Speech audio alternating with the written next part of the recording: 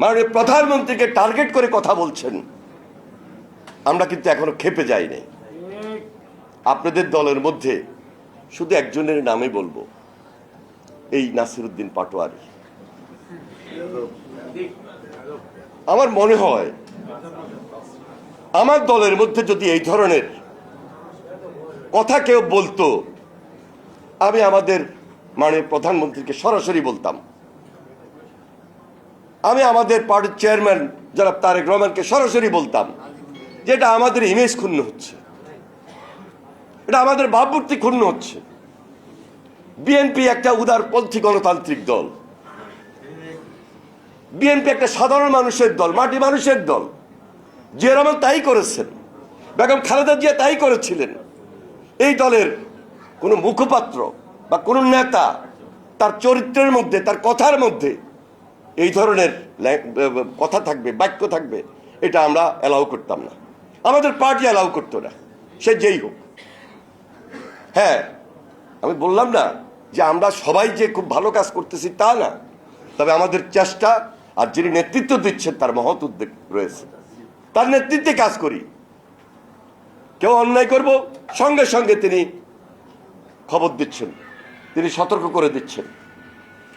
কিন্তু আপনাদের পার্টির মধ্যে নতুন পার্টি দিয়েছেন, এই যে একটা লোক এই ধরনের বক্তব্য দিয়ে যাচ্ছে, মির্জা আব্বাসের মতো লোক তার বিরুদ্ধে নির্বাচন করছেন।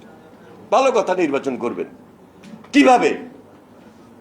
অশালীন, রুচিহীন, অসভ্য ভাষায়, মিথ্যা, বানোয়াট, এবং যেটা সমাজে যায় না, যেটা বাংলাদেশের রাজনীতিতে আওয়ামী লীগের পক্ষে মানাইতো, হাসিনার কথায় মানাইতো, হাসিনার দলের যারা বিভিন্ন আশেপাশের লোকজন ছিল তাদের কথা মানাইতো।